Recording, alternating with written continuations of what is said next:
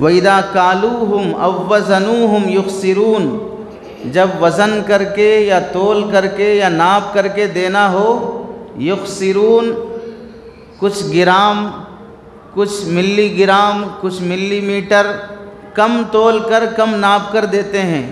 अला यज़ुन्नु उलाइका अन्नहुम मबऊसून, क्या इन लोगों को ये दिमाग और ये ख्याल नहीं आता कि आज ये जो घटिया हरकत कर रहे हो, अन्नहुम मबऊसून, एक दिन आएगा कि तुम्हें उठाया जाएगा, तुम्हारे अमाल का हिसाब किताब लिया जाएगा। लियौमिन अज़ीम यौम यक़ूमुन नासु लिरब्बिल आलमीन, और ये खड़ा किया जाना, उठाया जाना बड़े दिन होगा, और वो ज़बरदस्त दिन होगा जिसमें हज़रत आदम से लेकर क़ियामत के आखिरी इंसान तक हिसाब किताब अपने हर अमल अच्छे बुरे का देना होगा।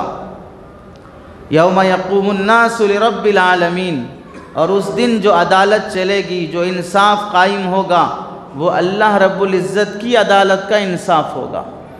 आज की अदालतों की तरह, आज के बिके हुए वकीलों की तरह, आज के झूठे अदालतों में केस करने वाले फराडियों की तरह, अपने कुछ रिश्वत की खातिर कलम बेचने वाले जजों की तरह, ज़बान और ज़मीर बेचने वाले वकीलों की तरह, अपनी औलाद, अपनी प्रॉपर्टियां और अपनी नस्ल को पालने के लिए कौमों को लूटने वाले दरिंदों की तरह वहाँ पर अदालत कायम नहीं होगी।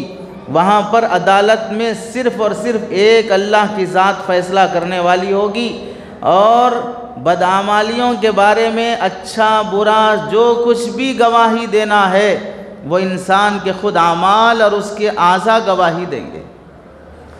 वहाँ झूठे लोग अदालतों में गवाही देने के लिए नहीं आएंगे, वहाँ ख़ुद इंसान की ज़बान, उसके हाथ पैर गवाही देंगे।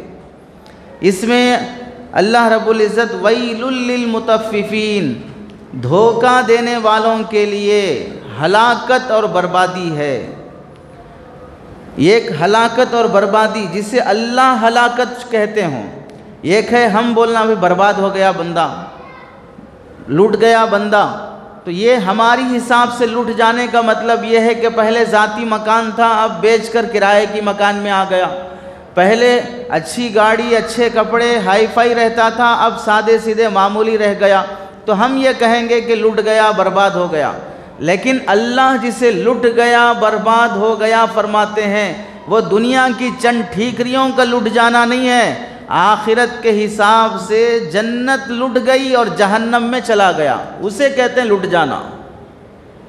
यहाँ ज़ाती मकान चले जाकर किराए के मकान में आ जाने पर जो अफसोस होता है कि लुट गया, अल्लाह फरमाते हैं कि इसका ज़ाती मकान तो जन्नत था, जन्नत थी, वहाँ से अपने बुरे आमाल की वजह से, अपने फ़राड की वजह से जन्नत ले ली गई और जहन्नम में भेज दिया गया, इसे फरमाते लुट गया, हलाक व बर्बाद हो गया। और एक हदीस में अल्लाह के नबी अलैहिस्सलाम ने फरमाया, वैल, जहन्नम के निचले हिस्से का वो गड़ा है जिसमें ऐसा सख्त अजाब और ऐसी बहुत कड़क और तेज़ आग होगी कि उस गड़े के ऊपर वाली जितनी जहन्नमें हैं, उन जहन्नम में रहने वालों को और उस आग को भी जो ऊपर हैं, वो आग भी उस गड़े से पनाह मांगेगी। ऐसी सख्त अजाब, ऐसी सख्त आग उस गड़े में होगी, उसे कहते हैं वैल, जिससे जहन्नम भी पनाह मांगती है। तो अल्लाह ताला फरमाते हैं कि फराडियों के लिए ऐसी सख्त जहन्नम है जिससे जहन्नम भी पनाह मांगती है। तो अब आप लोगों के चंद पैसे लूटने के लिए, चंद गज ज़मीन लूटने के लिए, चंद ठीकरियाँ जमा करने के लिए जो झूठ, धोखा और फराड करते हैं, ऐसे लोगों को कान खोल के सुन लेना चाहिए। मौत फ़कीर की भी आती है और मौत अमीर और मालदार की भी आती है। जनाजा लकड़ी के और सिल्वर के और चारपाई पर ही ले जाया जाता है। मालदार का जनाजा सोने चांदी पर नहीं, कफन उसका रेशम का नहीं, कब्र उसकी सोने चांदी, ईंट गारे मिट्टी की ही बनाई जाती है, सोने चांदी की नहीं बनाई जाती है। हाथ की अंगूठी और घड़ी भी खींच ली जाएगी, मरकर दफना के आने के बाद प्रॉपर्टियां शरीयत के मुताबिक तकसीम होने से पहले ही लड़ाइयां शुरू हो जाएंगी, कोर्ट कचहरियां अदालतें आबाद हो जाएंगी, जिनकी खातिर लोग दूसरों को लूट रहा है।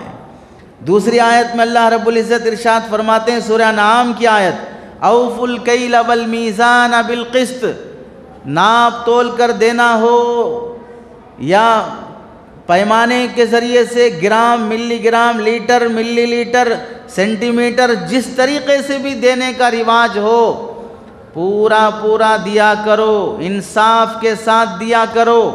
हदीस में आता है कि अल्लाह के नबी अलैहिस्सलाम हज़रत इब्न अब्बास रज़ी अल्लाह तआला अन्हु रावी हैं, नसई शरीफ की हदीस है, मदीना पहुँचने के बाद सबसे पहली सूरत अल्लाह के नबी अलैहिस्सलाम पर जो नाजिल हुई वो है वैलुल लिल मुतफ़्फ़िफ़ीन। ये पूरी सूरत मदीना आने के बाद सबसे पहला सूरा जो नाजिल हुआ ये है फराडियों के बारे में नाजिल हुआ, क्योंकि मदीने में अक्सर लोग फराडी थे, धोखेबाज थे। अल्लाह ने सबसे पहली सूरत फराडियों के बारे में नाजिल फरमाई, और जब यह सूरत नाजिल हुई अल्लाह के नबी ने अजाब सुनाया, धोखा देने का कितना सख्त अजाब होगा, अल्लाह के बंदों के दिलों पे असर हुआ। उस दिन मदीना में सहाबा ने और अहले मदीना ने जो तौबा की धोखा देने से, फराड करने से, हज़रत मुफ्ती शफ़ी साहब रहमतुल्लाहि अलैह लिखते हैं कि आज तक भी मदीने में जो व्यापारी हैं, जो ताजिर हैं, वो हत्तल इम्कान फराड और धोखे से बचते हैं। अल्लाह के नबी अलैहिस्सलाम की उस खिताबत और उस पैगाम की बरकत कि आज भी मदीने के अंदर उतना फराड का सोचा नहीं जा सकता जितना दूसरे एरियो में फराड और धोखे के बारे में डर और खौफ हो सकता है। और एक आयत में सूरह अनाम की आयत नंबर 51 से लेकर 151, 152, 153, इन 3 आयतों में अल्लाह ने 10 अहकामात बयान किए हैं।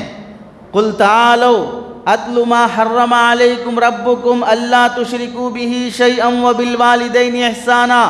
ऐ नबी फरमा दीजिए, आओ मैं तुम्हें पढ़कर सुनाता हूँ कि अल्लाह तुम्हें क्या ऑर्डर फरमाते हैं। अल्ला तुशरिकू बिही, पहला ऑर्डर यह है कि अल्लाह के साथ शिरक न करो और वालिदैन की नाफरमानी न करो। उसके बाद 10 अहकाम अल्लाह ने बयान फरमाए हैं। अल्लाह के नबी अलैहिस्सलाम की इस हदीस के बारे, इन आयतों के बारे में सहाबा फरमाते हैं, हज़रत काब अहबार रज़ी अल्लाह तआला अन्हु उलमाए यहूद में सबसे बड़े आलिम थे और ईमान और इस्लाम लाकर सहाबी भी बने। वो फरमाते हैं कि अल्लाह ताला ने जितनी आसमानी किताबें नाजिल फरमाई हैं, जितने नबियों को अपने अपनी कौमों और उम्मतों को गाइड करने के लिए जो जो ऑर्डर्स दिए हैं, उनमें 10 अहकामात अल्लाह ने हर नबी को, हर कौम को, हर उम्मती को वो 10 अहकामात दिए हैं। कभी किसी कौम के अंदर इन अहकाम के अंदर तब्दीली नहीं आई, कभी वो अहकाम मनसूख नहीं हुए, कैंसल नहीं हुए। उन अहकामात में से एक हुक्म ये है, औफुल कैल वल मीज़ान बिल क़िस्त, जब भी लेन देन किया करो इंसाफ और हक़ के साथ किया करो, धोखा ना दिया करो। ये हर नबी को, हर कौम में, हर उम्मती को ये हिदायत दी गई है। हज़रत इब्न मसूद रज़ी अल्लाह तआला अन्हु फरमाते हैं कि अल्लाह के नबी अलैहिस्सलाम के पास जब कोई आदमी मुसलमान होकर बैत करने के लिए आता, बैत वादा करने को कहते हैं कि मैं वादा करता हूँ कि अल्लाह के नबी के हाथ में हाथ देकर आज के बाद से शिरक नहीं करूँगा, शराब नहीं पीऊँगा, जिना नहीं करूँगा, किसी का मर्डर नहीं करूँगा, इन सब बातों पे वादा अल्लाह के नबी लिया करते थे।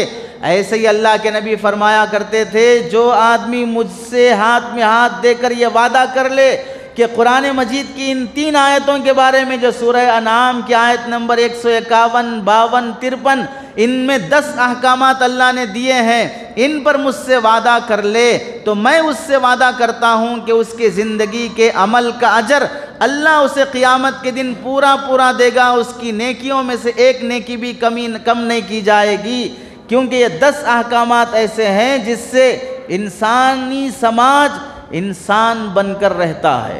अगर इन 10 अहकामात में से कोई हुक्म छोड़ दिया जाएगा तो फिर इंसानी समाज हैवान और दरिंदा बन जाता है। अल्लाह के नबी सहाबा से मुस्तकिल बैत लेते थे कि ये 10 बातों पे वादा करो। उनमें क्या है? औफुल कैल वल मीज़ान बिल क़िस्त, जब भी किसी के साथ लेन देन का मामला हो तो फराड ना करो, धोखा ना दो, इस पर वादा लिया फरमाते थे। और एक आयत में अल्लाह ताला इरशाद फरमाते हैं, औफुल कैला वला तकूनू मिनल मुख्सिरीन वज़िनू बिल क़िस्तासिल मुस्तक़ीम वला तबख़सुन्नास अशियाहुम वला तासौ फ़िल अर्दि मुफ़सिदीन। औफुल कैल वला तकूनू मिनल मुख्सिरीन, पूरा पूरा जिसका हक़ बनता है वो हक़ दे दिया करो। उसके लाख रुपए 2 लाख रुपए जितना कर्ज़ा बाकी है लौटाना है अदा कर दिया करो। उसकी जितनी ज़मीन गज़ बाकी है दे दो। उसके जितना राशन बनता है वो अदा कर दो। औफुल कैल वज़िनू बिल क़िस्तासिल मुस्तक़ीम वला तकूनू मिनल मुख्सिरीन, खसारे में ना रहो, घाटे में ना रहो। किसी का हक़ मार लेना, बज़ाहिर जिसका हक़ लुट गया है वो घाटे में है, लेकिन हकीकत यह है कि जो घाटा करने वाला है, जो फराडी है, वो असल खसारे में है। क्योंकि अगर तुमने किसी के 4 गज ज़मीन मार लिया, 4 लाख पैसे मार लिए, 20 लाख पैसे मार लिए, तो इसमें वो चंद दिन, चंद महीने, चंद साल तो तकलीफ़ और धोखे में रहेगा, लेकिन दौलत अल्लाह ताला अपने हिसाब से तकसीम करेंगे, फिर वो पैसा उसे मिल जाएगा, वो ज़मीन, वो कपड़े कहीं ना कहीं से उसे मिल जाएंगे। लेकिन ये 20 लाख, 15 लाख, 10 लाख, 5 लाख जो तुमने धोखा दिए, किसी का राशन मार खाया, मसलन समझो 1 किलो किसी को चावल तोल के देना है, 900 ग्राम की पैकेट बनी, 900 ग्राम का तोल के बनाया और 100 ग्राम बचा लिया। वो घर जाकर 900 ग्राम का पकाएगा, खा लेगा, 100 ग्राम की कमी होगी लेकिन सो जाएगा, उसे कोई नुकसान उतना ज़्यादा नहीं होगा। लेकिन ये 100 ग्राम का तुमने जो धोखा दिया है, ये तुम्हें क़ियामत के दिन जहन्नम में ले जाने का ज़रिया बनेगा। ये तुम्हें खसारे में और घाटे में ले जाएगा।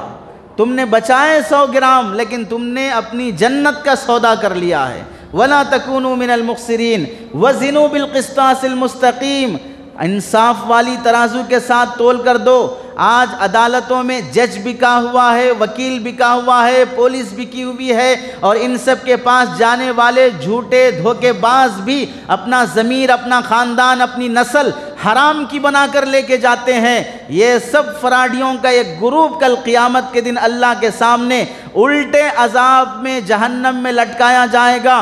बज़ाहिर लगता है कि हाई कोर्ट का वकील है, सुप्रीम कोर्ट का जज है और फला आदमी फला पार्टी का है और उससे कोई अपना हक वापस नहीं ले सकता।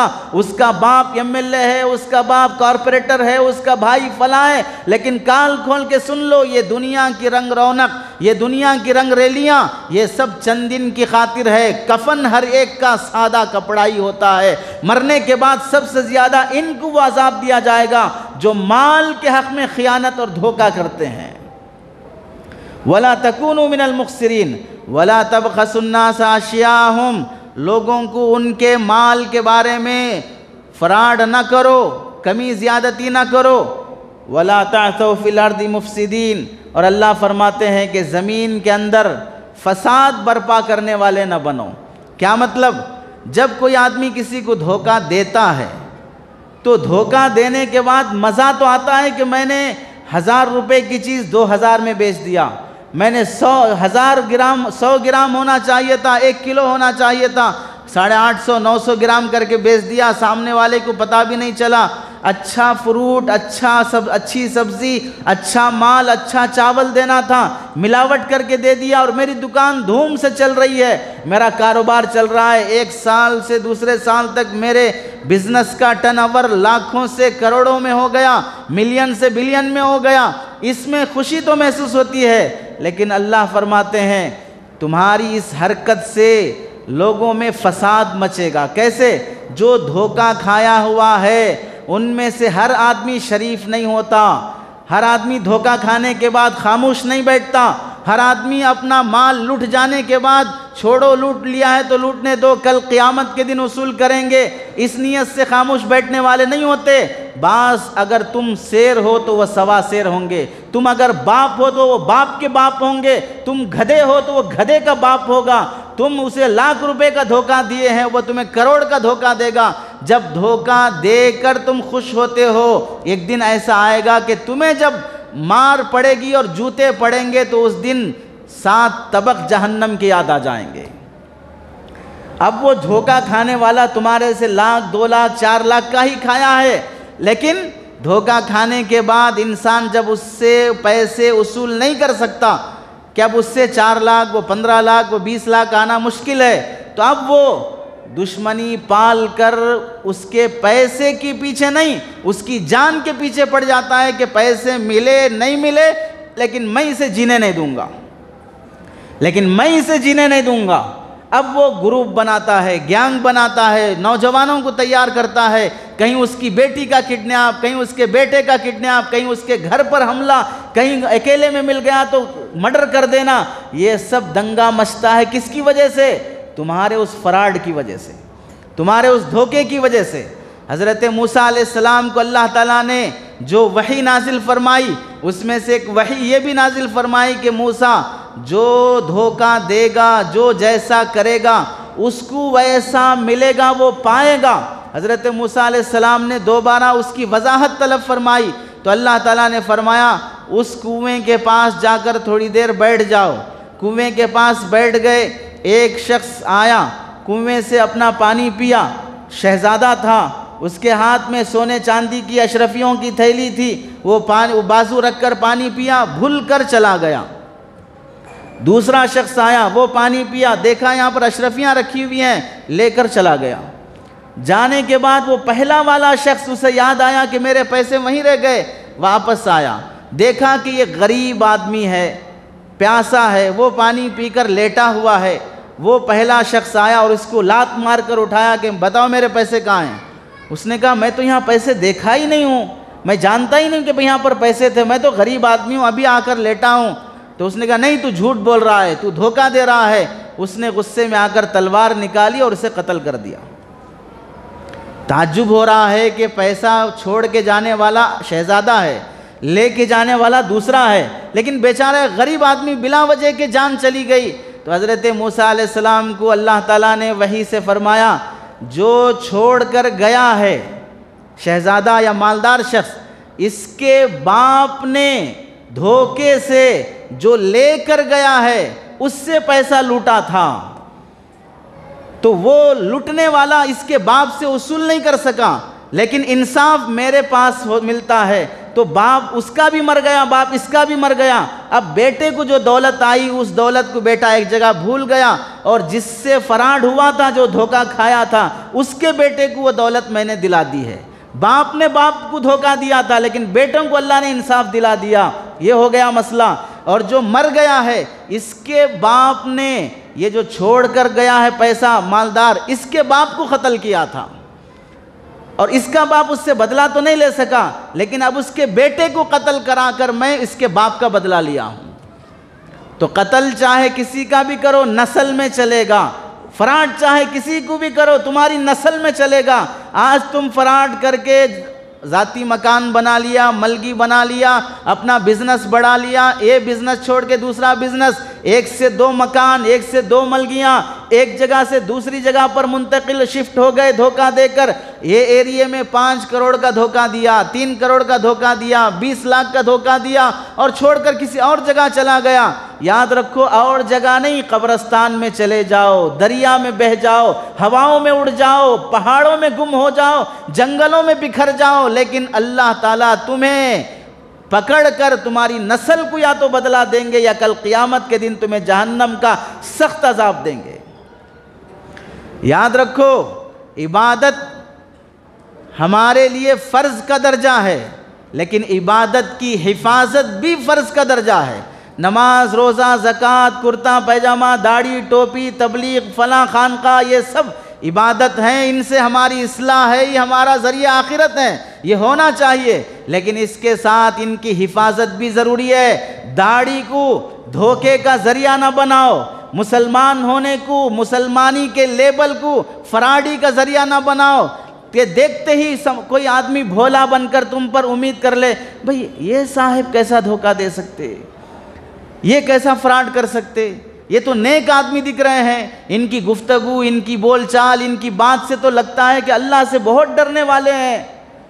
लेकिन तुम्हारी ये हुलिया, तुम्हारा ये रहन सहन, तुम्हारी गुफ्तगू लोगों का माल लूटने का ज़रिया बनेगी, तो याद रखो ये इस्लाम तुम्हारी नजात का ज़रिया नहीं बनेगा। तो अब तुम्हारी इबादत, तुम्हारे हज, तुम्हारे रोज़े, ज़कात तुम्हें काम नहीं आएंगे। ये सारी इबादतें कल क़ियामत के दिन हक़ वालों को लौटा दी जाएंगी और तुम खाली हाथ हो जाओगे। और एक हदीस में अल्लाह के नबी अलैहिस्सलाम फरमाते हैं, लिकुल्ली गादिरिन लिवाउन यौमल क़ियामा, हर धोखा देने वाले, फराड करने वाले, फराडी को कल क़ियामत में अल्लाह एक झंडा देंगे।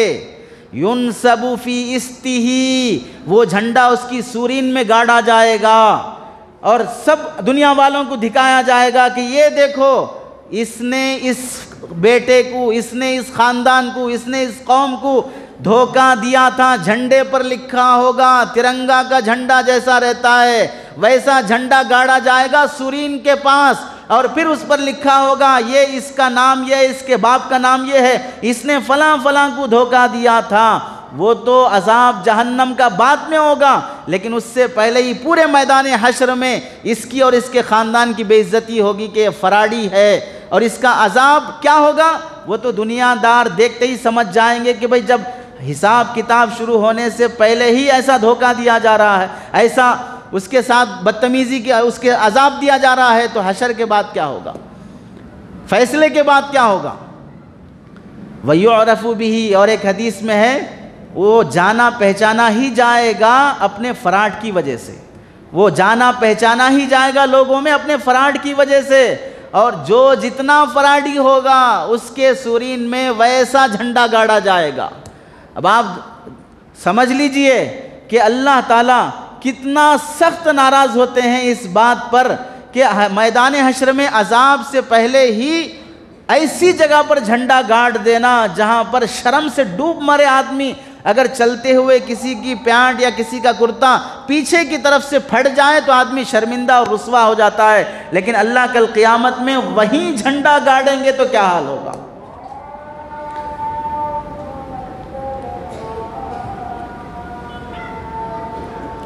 एक हदीस में अल्लाह के नबी अलैहिस्सलाम फरमाते हैं, 3 लोगों को कल क़ियामत के दिन अल्लाह ताला ना उनकी तरफ देखेंगे, ना उनसे बात करेंगे, ना उनके गुनाह माफ़ करेंगे, ना उनके अजाब में हल्कापन लाएंगे, बल्कि ऐसा सख्त नाराज़ होंगे कि उनसे अब माफ़ी की उम्मीद ही मुश्किल है। वो 3 लोग कौन हैं? नंबर 1, टखने से नीचे पैजामा पहनने वाला, टखने से नीचे पैंट पैजामा पहनने वाला, शौक़ की वजह से, फैशन की वजह से इसको अल्लाह ताला ना क़ियामत के दिन नज़र रहमत करेंगे, ना बात करेंगे, ना अज़ाब में कमी करेंगे, ना इसके अज़ाब के माफ़ी की उम्मीद हो सकती है। नंबर 2, टखने से नीचे पैजामा पहनने वाला। नंबर 3, झूठी कस्में खाकर अपना माल बेचने वाला, बिजनेस करने वाला। नंबर 2, एहसान जतलाने वाला, किसी पर एहसान करके एहसान जतलाने वाला। ये 3 लोगों को अल्लाह ताला कल क़ियामत के दिन हश्र के मैदान में ही अज़ाब शुरू कर लेंगे। मुस्लिम शरीफ की रिवायत है, हदीस नंबर 106। और दुनिया में सबसे पहले जो कौम फराडी बनी है वो है हज़रत शुएब अलैहिस्सलाम की कौम। कौम शुएब, दुनिया में जितनी कौमों को अल्लाह ने अज़ाब दिया है उनमें 2 कौमें ऐसी गुजरी हैं जिनका गुनाह, जिनका क्राइम डबल था।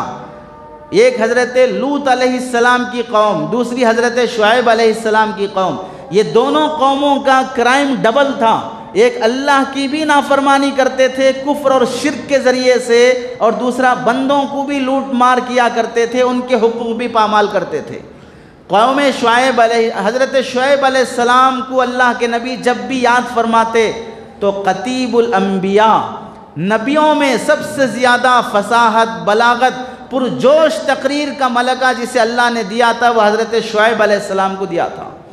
शुएब अलैहिस्सलाम का तज़किरा अल्लाह ने कुरान मजीद के 11 मकामात पर किया है। और हज़रत शुएब अलैहिस्सलाम कौम मदियन की तरफ नबी बनाकर भेजे गए थे। मदियन एक कबीले का नाम है। दरअसल मदियन हज़रत इब्राहीम अलैहिस्सलाम के बेटे का नाम था। हज़रत इब्राहीम की 4 बीवियां हैं, उनमें तीसरी बीवी का नाम कतूरा है।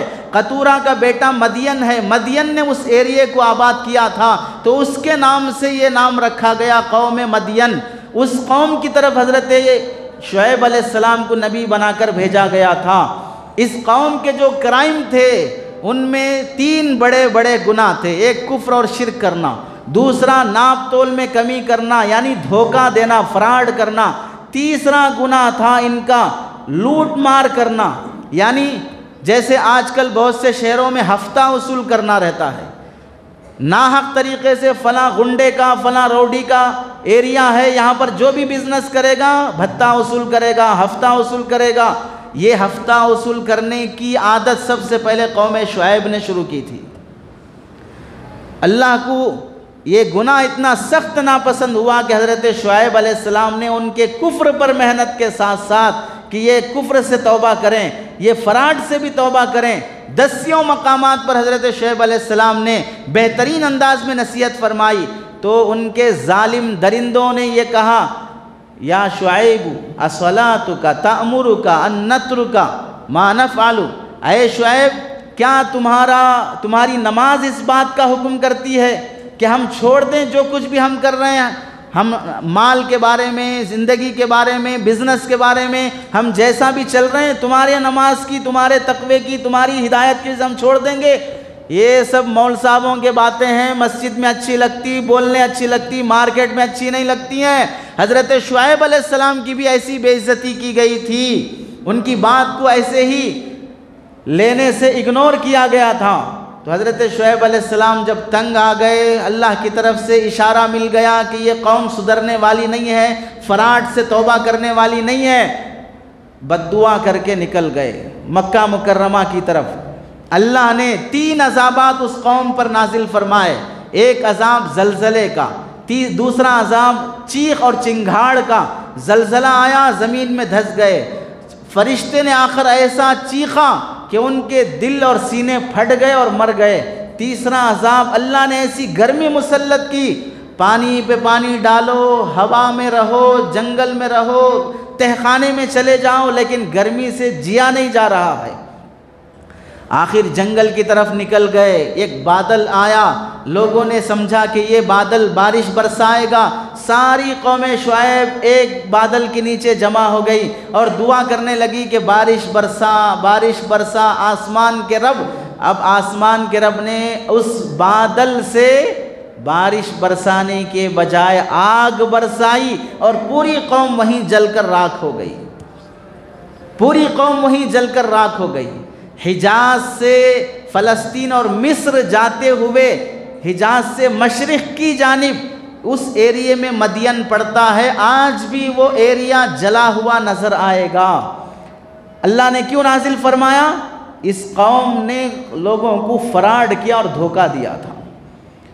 तो फ़राड करना और धोखा देना शरीयत को इतना नापसंद है कि अल्लाह ताला इससे पहले पिछली कौमों को अज़ाब से हलाक कर चुका है। अब कौन सा शख्स किस तरह का फ़राड करता है, कैसे कैसे धोखे देता है, उसकी चंद मिसालें देख लीजिए। ख़रीद व फ़रोख्त में धोखा, बिज़नेस में धोखा देना। अब बिज़नेस हर तरह का है, राशन किराना स्टोर का भी है, कपड़े का भी है, जूते चप्पल का भी है, ज़मीनात का भी है। हर तरह के बिज़नेस के फ़राडी अलग रहते हैं। किस बिज़नेस में कैसा धोखा देना है उस बिज़नेस के माहिर को मालूम होता है। अफसोस यह है कि वो ज़माना था जहाँ पर इंसाफ के साथ लेना देना होता था, तो उस ज़माने में लोग दीनदार, होशियार, तकवे वाले, बाकमाल शुमार होते थे। और ये ज़माना है कि जो जितना फ़राड करके कमाएगा वो उतना ज़्यादा बाकमाल और होशियार होगा, जो जितना फ़राड करके कमाएगा उतना ज़्यादा होशियार होगा। एक शख्स ने पिछले ज़माने में ज़मीन बेची, दूसरे ने ख़रीदी। जब ज़मीन ख़रीद कर उसमें खुदाई किया तो नीचे से सोने के संदूक निकले। ज़मीन ख़रीदने वाला शख्स वो सोने के संदूक लेकर आया, बेचने वाले के दरवाजे पर रख दिया कि मैंने ज़मीन ख़रीदी है, सोना नहीं ख़रीदा, तुम्हारी ज़मीन में सोना निकला है, ये ले लो, तुम रख लो।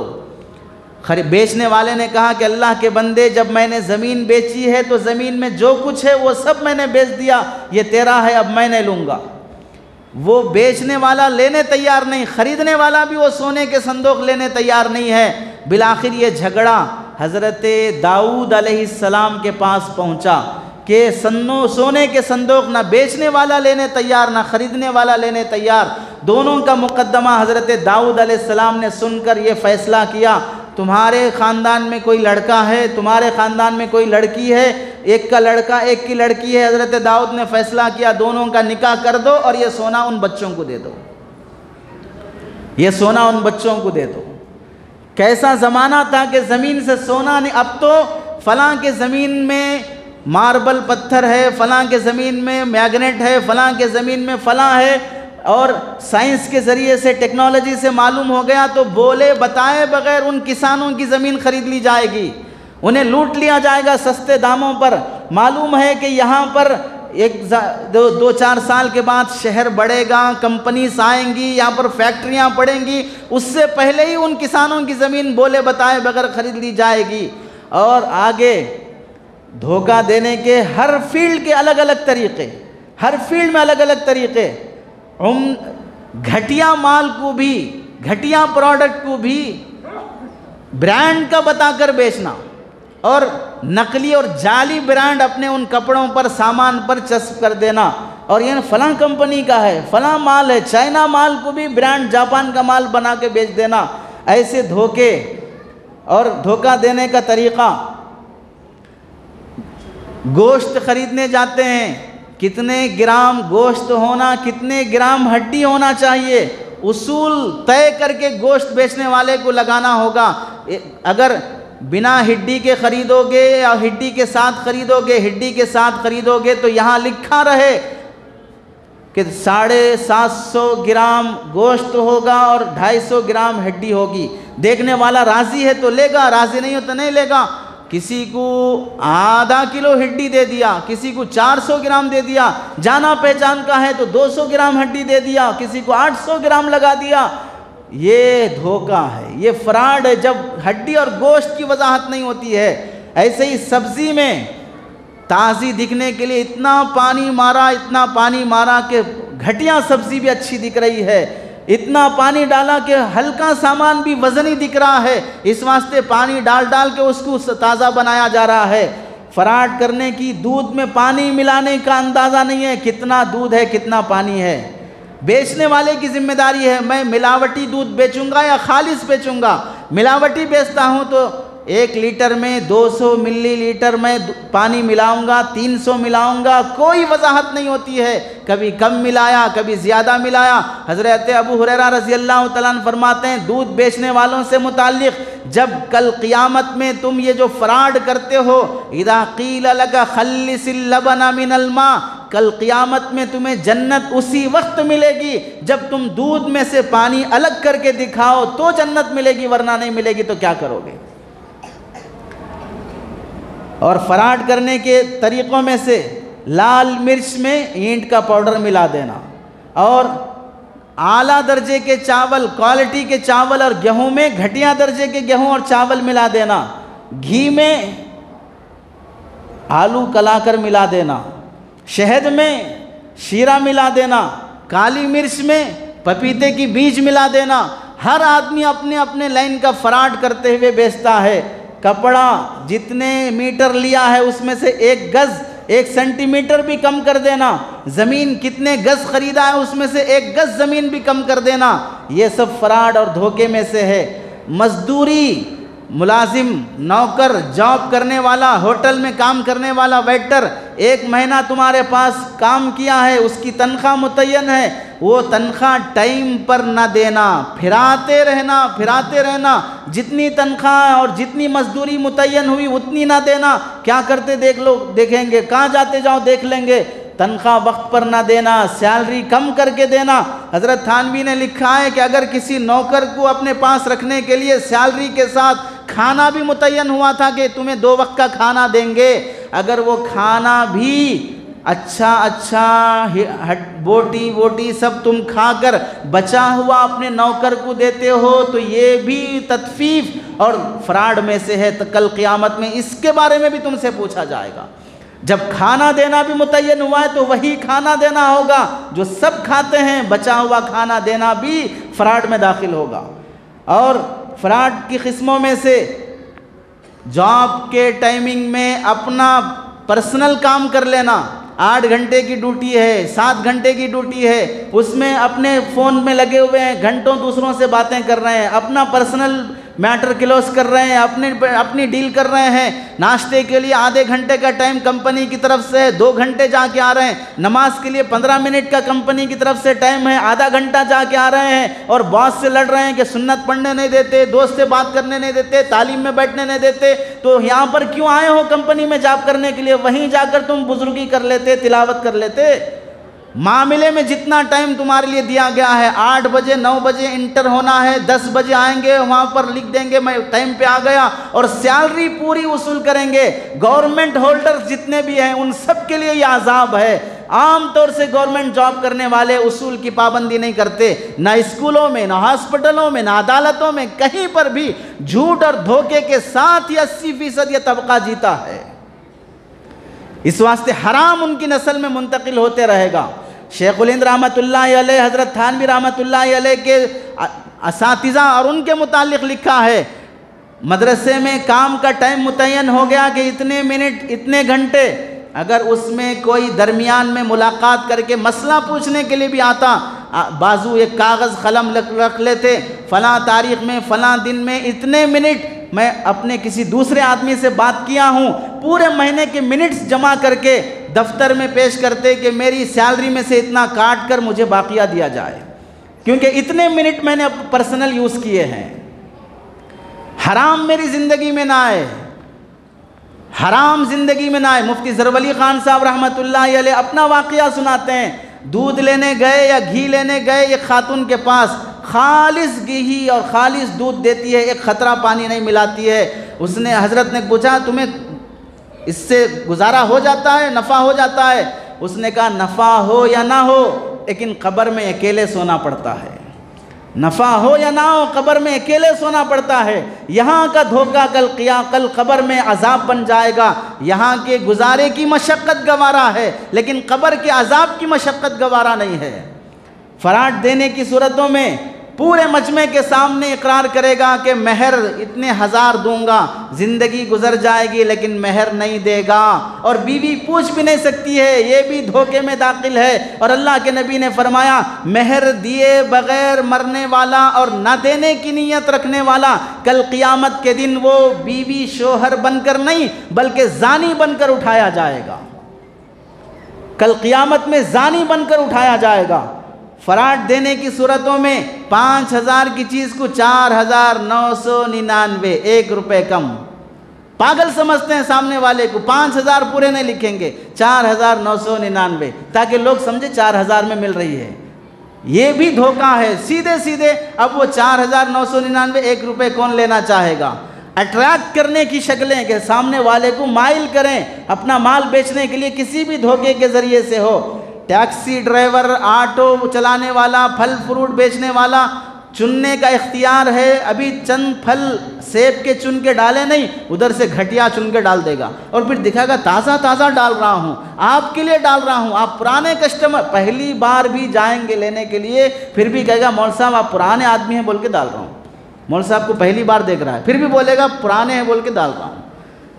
नया पैसेंजर आ गया हैदराबाद में, मालूम नहीं कौन सा एरिया किधर है, यहाँ से वहाँ तक जाने के लिए, मेहदीपट्टनम से लंगर हाउस तक जाने के लिए मालूम है कि 50 रुपये 70 रुपये लेते हैं, लेकिन नया ग्राहक है इस वास्ते 250 बोलो, 200 बोलो, उसे अंदाज़ा नहीं है, इस वास्ते लूट लो। ये भी धोखे और फ्रॉड में दाखिल है। और ऐसे ही फ्रॉड की सूरतों में से झूठा केस लड़ना, वकील झूठा केस लड़ना, मालूम है कि इसके एविडेंस जो भी हैं सब झूठे हैं, कोई प्रॉपर्टी के कागजात इसके सही नहीं है, फिर भी केस लेगा। क्यों? मेरी फ़ीस आ जाएगी, मेरा घर चलेगा। इसी वास्ते अल्लामा इकबाल ने कहा था, जब वकील की पैदाइश हुई तो शैतान ने कहा था कि चलो अल्लाह तेरा शुक्र है कि अब मेरी नस्ल भी पैदा हो गई। शैतान ने कहा था अल्लाह तेरा शुक्र है कि मेरी नस्ल भी पैदा हो गई। हर वकील झूठा नहीं होता है, लेकिन बहुत कम वकील सच्चे होते हैं, बहुत कम वकील सच्चे होते हैं। और फराड की सूरतों में से शादी में लड़के का बायोडेटे में क्या उम्र लिखना है, क्या नहीं लिखना है। 20 साल की उम्र लिखे हैं जबकि उम्र 30 साल की है, 25 साल की उम्र लिखे हैं जबकि 35 साल की है। उम्र ये लिखना भी फ्रॉड में है। फेर है नहीं है, गोरा गोरी है नहीं है, लेकिन लिख रहे हैं जबकि हकीकत में नहीं है। हाइट कितनी है लिखना है, 6 पॉइंट लिखना है, 5.8 लिखना है नहीं है, फिर भी लिख रहे हैं, ये भी फ्रॉड में दाखिल है। जॉब क्या है, स्कूल में या किसी जगह पर कंपनी में क्लर्क करने की जॉब है, क्लर्क की जॉब है, लेकिन लिख रहे हैं पायलट है। 10 भी पास नहीं, लेकिन लिख रहे हैं प्रोफेसर है। साइन करना भी नहीं आता है, लेकिन कह रहे हैं कि कॉलेज में बड़ी पोस्ट पे हैं। एक दिन की रोजी रोटी भी कमाने के ढंग की नहीं है, लेकिन बाहर अमेरिका में जॉब कर रहा है बच्चा। अखलाक में घटिया, शराबी, धोखेबाज और गंदी आदतों का है, लेकिन साफ सुथरा बना के पेश कर रहे हैं अपनी औलाद को। पकाना नहीं आता बच्ची को, लेकिन कह रहे हैं हर काम बच्ची ही करती है। ये सब फ्रॉड में दाखिल है। जो कुछ भी किया जा रहा है उसका अंजाम क्या होता है, चंद दिन भी नहीं गुजरते कि धोखे की वजह से रिश्ते टूट जाते हैं। फ्रॉड की शक्लों में से पैसे वापस करने की डेट 30 तारीख को दे दूंगा, 30 गुजर गई, 20 को दूंगा, गुजर गई, 25 को दूंगा, गुजर गई। महीने पे महीने गुजर रहे हैं, तारीखें देते जा रहे हैं, लेकिन पैसा वापस नहीं लौटाते हैं। ये भी फ्रॉड है। कल क़यामत के दिन सूरीन में झंडा गाड़ा जाएगा। बैंक में क्लीनिंग, साफ सफाई के नाम से पूरे बैंक के अकाउंट्स ही साफ कर दिए, पूरे पैसे ही साफ कर दिए और जाके बाजू विजय माल्या बन के बैठ गए। ये भी फ्रॉड में दाखिल है। कल क़यामत के दिन झंडा गाड़ा जाएगा। और बाहर मुल्कों में नौकरी और जॉब दिलाने की का धोखा, बहुत से ऑफिसर्स बने रहते हैं कि आप अपना जो कुछ भी सर्टिफिकेट्स हैं लाइए, हम आपकी कौन सी जॉब चाहिए, कौन सी कंट्री में चाहिए, ये जॉब दिला देंगे। अब वो 2 लाख वीज़े के फलां के लगेंगे, पैसा ले लिया, डॉक्यूमेंट्स ले लिया, और चंद दिन के बाद वो फैक्ट्री और वो कंपनी नहीं दिख रही है, वो ऑफिस ही नहीं दिख रही है। लाखों रुपए लूट के चला गया जॉब दिलाने की खातिर। और ऐसे ही उम्रे का वीज़ा 25,000 में उम्रा, 20,000 में उम्रा, 30,000 में उम्रा कराएंगे, फ्री में उम्रा कराएंगे। और ये जितने भी एजेंसियां हैं, ट्रैवल्स हैं, उम्रा ट्रैवल्स, हज ट्रैवल्स, आपको हरम से 20 फीट की दूरी पर रखेंगे, करीब की होटल देंगे, फलां होटल देंगे, ये फैसिलिटीज़ रहेगी। और ले जाके 1.5-2 किलोमीटर दूर रख दिया। और जब हाजी और उम्रा करने वाले गुस्सा हो गए तो फिर नसीहत, हाजी साहब को गुस्सा नहीं करना, खाने वास्ते नहीं आए यहाँ पर इबादत करने वास्ते आए। ये सुन लो, ये नसीहतें कल क़यामत के दिन तुम्हारी सूरीन में झंडा गाड़ा जाएगा, सबके सामने अजाब दिया जाएगा। जो बोलते हो वो करो तो फिर जायज़ है। यहाँ बोलकर धोखा देकर ले गए और वहाँ धोखा देकर लोगों को तंग करने लगे। वेंचर्स बेचने वाले, अभी 2 महीने में इसका रेट डबल हो जाएगा, वहाँ फलां कंपनी आने वाली है, वहाँ KCR के रिश्तेदार खरीद रहे हैं, वहाँ अमेज़ॉन का पूरा ब्रांच बन रहा है। पता चला 4 साल हो गए तो सड़क भी ढंग की नहीं बनी है। धोखा देकर तुमने ज़मीन बेची है और कल क़यामत के दिन अजाब दिया जाएगा। याद रखो, आज जितने भी फितने बर्पा हो रहे हैं, ये इसका अजाब कल क़यामत के दिन होने से पहले हज़रत मालिक बिन दीनार रहमतुल्लाह अलैह फरमाते हैं, मालिक बिन दीनार के पड़ोसी का इंतकाल होने लगा, उसे कलिमा पढ़ा रहे हैं तो वो कह रहा है कि आग के 2 पहाड़, आग के 2 पहाड़, यही ज़बान से निकल रहा है। जब उसके घरवाली से पूछा गया तो कहने लगी, बिजनेस करता था, लेने का अलग तराजू, बेचने का अलग तराजू था, कम देता था, ज़्यादा वसूल करता था, जिसकी वजह से आज कलिमा नहीं निकल रहा है और ज़बान से निकल रहा है आग के 2 पहाड़। और एक के बारे में लिखा है, कलिमा पढ़ाने के लिए जब कलिमे की तलकीन की जा रही है तो कह रहा है कि कलिमा नहीं निकल रहा है, हलक में तराजू का कांटा चुभ रहा है, क्योंकि तोल कर देने में धोखा और नाप तोल में कमी कर रहा था। हाजी कमालुद्दीन, अल्लामा कमालुद्दीन दमीरी रहमतुल्लाह अलैह हयातुल हैवान में लिखते हैं, हज से वापस आने लगे एक हाजी साहब का इंतकाल हो गया। सफ़र हज में दफनाने के लिए कब्र खोदे तो सांप है, दूसरी कब्र सांप, तीसरी कब्र सांप। हज़रत इब्ने अब्बास के पास ले गए मामला कि जो कब्र भी खोदो सांप निकल रहा है। हज़रत इब्ने अब्बास रज़ी अल्लाह तआला अन्हु ने फरमाया, दुनिया की कौन सी भी कब्र खोद लो सांप मिलेगा। और मैं ये कहता हूँ कि ये धोखा देने वाला शख्स था जिसकी वजह से अल्लाह अज़ाब दे रहा है। घर में जाके मालूम किया तो पता चला गेहूं की चावल की बोरियां खरीदता था और 100 बोरियों में से 10 बोरियां रख लेता और 10 बोरियों में कंकर और फला मिलाकर बाकी 90 बोरियों में इस तरह मिलावट करता कि वह 100 बन जाती और बिजनेस करता था, जिसकी वजह से हज से वापसी पर सफ़र हज में मौत आ रही है, फिर भी कब्र में दफनाने से पहले अल्लाह की तरफ से अजाब आ रहा है। याद रख लो, जो कमाओ हलाल तरीके से कमाओ। और धोखा देने और धोखा खाने के तरीक़ों में से एक आम तरीक़ा हम लोगों में दूसरा चल पड़ा है, वो है पार्टनरशिप। पार्टनरशिप में धोखा। एक आदमी के पास पैसा है, दूसरे आदमी को मेहनत करने का ढंग आता है, बिजनेस के उसूल ट्रिक्स मालूम है। अब ये बंदा उठाकर 5 लाख 10 लाख 15 लाख उसके हवाले करता है कि भाई ये 15 लाख रख लो, बिजनेस में हम दोनों पार्टनर रहेंगे और पार्टनरशिप में प्रॉफिट जो होगा वो 50-50 होगा, 60-40 होगा। ये तरीके से बिजनेस करते हैं। 6 महीने किया, 1 साल किया, 2 साल किया, उसके बाद हाथ उठा दिया कि पूरा लॉस आ गया। लॉस कुछ नहीं आया, अंदर से पीछे के दरवाजे से अपने बेटों को पढ़ा लिया, अपनी बेटी की शादी कर लिया, वहाँ ज़मीन खरीद लिया, ज़ाती मकान बना लिया और इधर पार्टनर को कह रहा है कि मैंने सब लूट गया हूँ। उधर से गर्लफ्रेंड के ऊपर पूरा लुटा दिया और इधर से पार्टनर को कह रहा है कि नहीं धोखा हो गया, लॉकडाउन में ऐसा हो गया, दुकानें बंद हो गई, चलना बंद हो गया, इस वास्ते मैं पैसा नहीं दे सकता। लॉकडाउन नहीं, तुम्हारे बाप का भी डाउन हो जाए तो भी ये पैसे माफ़ नहीं होंगे जो तुमने उसूल तय किए हैं। और याद रखो, पार्टनरशिप के अंदर सबसे ज़्यादा फ्रॉड और धोखा आज के ज़माने में हर शख्स बेवकूफ़ बनना चाहता है। कोई भी आकर बोले आपके पास पैसे हैं तो दीजिए 5 लाख रुपए, महीना महीना मैं आपको 5 लाख में 15,000 10,000 दे देता हूँ। अग्रीमेंट पेपर बना लेंगे और उससे चेक्स लिख लेंगे और डेट लिखें या ना लिखें और उसके 5 लाख हवाले कर देंगे। 4 महीने 6 महीने 15-15 हज़ार रुपये देगा, उसके बाद से अब 10,000 करेगा, फिर 8,000 करेगा, फिर 5,000 करेगा। अब बोलेगा नहीं चल रहा है, अब झगड़ा शुरू होगा, जो 5 लाख थे वो भी डूब जाएंगे, अब कोर्ट में केस चलता रहेगा, कोई इसका पैसा वापस नहीं लौटा सकता। सबसे ज़्यादा बेवकूफ़ और अहमक हैं वो लोग, कान खोल के सुन लो, जो ये समझते हैं कि मैं 5 लाख 10 लाख इसके हवाले कर दूंगा और ये वर्किंग पार्टनर मेहनत करेगा और मैं स्लीपिंग पार्टनर सोते रहूँगा और ये मुझे महीना महीना मंथली मेरे अकाउंट में प्रॉफिट डाल देगा। चंद महीने आपको सुला कर प्रॉफिट डालेगा, उसके बाद ऐसा सुलाएगा कि कल क़यामत के मैदान में उठाएगा। जो अहमक ये समझता है कि मैं स्लीपिंग पार्टनर बन के कमा लूँगा, वो अहमक नंबर 1 है। उसे समाज में नहीं, मेंटल हॉस्पिटल में रहना चाहिए। और दूसरी बात, 5 लाख 10 लाख देकर, लाख रुपए देकर महीना महीना 3,000 5,000 10,000 4,000 लेने वाले ये पार्टनर नहीं हैं, ये सूदखोर हैं, ये सूदखोर हैं। ऐसी शक्ल में पार्टनरशिप करना भी जायज़ नहीं है। कितने किस्से और वाक़यात इस किताब में लिखे हैं कि एक साहब ने ज़मीन बेचने के नाम पर कि मैं वेंचर्स का कारोबार कर रहा हूँ, एक ही शहर के 3.5 करोड़ रुपए लूट के भाग गए।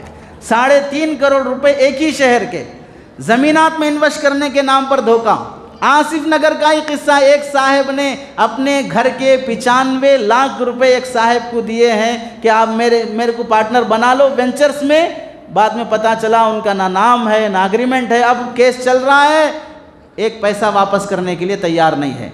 एक साहब ने कपड़ों के कारोबार में इन्वेस्ट करने के लिए, आप ही की बस्ती के हैं, 4.5 करोड़ रुपए लोगों को लूट लिया है। अब कुछ नहीं कर सकते, जाके वकील से नोटिस भिजा दिया कि मैं डूब गया हूँ, मुझे लोगों ने धोखा दे दिया है, अब मेरी जान को खतरा है, ये लोग मेरे पीछे पड़े हैं। कौन? कर्जा मांगने वाले, जिनसे लेके लूट के खा लिया है, अपनी प्रॉपर्टियां बना लिया है। और याद रखो, ये फ्रॉडी आमतौर से करते क्या है, अपने नाम पे कुछ नहीं रखते, गाड़ी भी अपने नाम पे नहीं खरीदते, घर भी अपने नाम पे नहीं रखते, हत्ता के सिम कार्ड भी अपने नाम पे नहीं रखते, सब दूसरों के नाम पे। केस हो गया, अदालत क्या करेगी, आखिर में आकर इसके नाम पे कुछ प्रॉपर्टी है, क्या देखो इसके नाम पे नहीं है, इसके बाप के नाम पे है, इसकी फ़लाँ के नाम पे है, नहीं इसके नाम पे नहीं, हम कुछ भी नहीं कर सकते।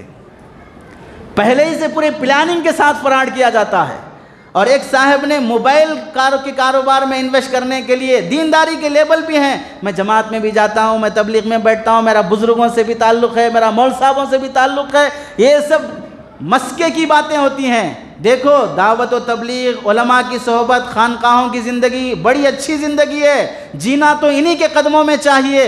लेकिन बाज़ लोगों ने ये मुक़द्दस कामों को, तबलीगी जमात जैसी अहम अल्लाह ने जो नेमत दी है उसको भी अपने फ़राड के लिए यूज़ करना शुरू किया है। उलमा की सोहबत, खानकाहों की ज़िंदगी को इनका लेबल लगाकर इन्हें बदनाम करने के लिए एक पैसा इनका ताल्लुक़ नहीं होता है इन शोबों से, लेकिन ये लेबल सामने रखकर धोखा देते रहते हैं। इसी के नहीं, इसके अलावा जो इनसे ताल्लुक़ नहीं रखते हैं, जो दाढ़ी नहीं रखते हैं, जो तबलीग में नहीं है, जो उलमा में नहीं है, जो खानकाहों में नहीं है, फ़राड का ताल्लुक़ खानका से, तबलीग से ताल्लुक़ से नहीं है, लेकिन इसका लेबल झूठा यूज़ करते हैं और धोखा देते हैं। और ले लिया मोबाइल शॉप खोला, इसके 20 लाख, इसके 5 लाख, फला लाख, और अपनी गर्लफ्रेंड पे उड़ा दिया, वो उसके बाद कोर्ट केस में चल रहा है, कोई कुछ नहीं कर सकता है। याद रखो, दुनिया की अदालतों में इंसाफ नहीं मिलेगा, हो सकता है, लेकिन आखिरत में अल्लाह की अदालत में कहीं बच नहीं सकते। आखिरत में अल्लाह की अदालत में कहीं बच नहीं सकते। एक पैसा किसी का नाहक तरीके, बहुत सी कंपनियां हैं, ई स्टोर कंपनी, बहुत से उल्लू यहाँ भी होंगे जो उसमें इन्वेस्ट किए हैं। एक साहब 2 दिन पहले फ़ोन करने लगे, 19 लाख रुपए मैंने ई स्टोर कंपनी में इन्वेस्ट किया था, 4 से 6 महीने आए, उसके बाद मेरे को टाटा बाय। मैंने हीरा गोल्ड में इन्वेस्ट किया, बेंगलुरु के IMA में इन्वेस्ट किया, फलां साहब के साथ इन्वेस्ट किया, पता चला कि जिसके साथ किए हो उसका तुम एक बाल भी बींगा नहीं कर सकते हो, क्योंकि ऐसे खबीस के हवाले हो गए। अब तुम जान बचाने के लिए इज्जत से बैठे रहो, अगर कुछ ज़्यादा बातें करोगे तो हम घर पे गुंडों को भेज देंगे, घर पे रोडियों को भेज देंगे, फला करेंगे। अब बेचारे की मेहनत भी गई, पैसा भी गया, 20-20 लाख रुपए, 40-40 लाख रुपए किस मेहनत से कमाते हैं। बीवी के जेवरात बेचकर इन्वेस्ट करते हैं, प्रॉपर्टियां बेचकर इन्वेस्ट करते हैं और ऐसे फ्रॉडियों के हवाले कर देते हैं। और हमको मालूम है समाज में कि फला साहब फ्रॉड कर रहे हैं और उसके साथ फ्रॉड हुआ है, मालूम है, फिर भी हम किसी को नहीं बोल सकते क्योंकि हमारी इज्जत जाएगी, हम शर्मिंदा हैं, नहीं बोल सकते हैं। और लोग एक के बाद एक फराडी मार्केट में आते रहेंगे और हर फराडी को कस्टमर मिलता रहेगा। हलाल खाओ, चाहे थोड़ा ही हो, हराम के लाखों और करोड़ों रुपए से अपनी नस्ल को पालने के मुकाबले में जो हराम से और धोखे और फराड से अपनी नस्ल को पालते हैं, उनसे फुटपाथ पर भीख मांगकर सोने वाली वो भिकारी बेहतर है, वो भिकारन बेहतर है जो हलाल खा रही है मजबूरी की वजह से, और तुम फराड के ज़रिए से जो लाखों खा रहे उससे ज़्यादा हराम खोर हो। अल्लाह से दुआ है कि अल्लाह हमें हराम से और फराड से हिफाजत फरमाए। आमीन। व आखिरु दावाना अनिल हम्दुलिल्लाहि रब्बिल आलमीन।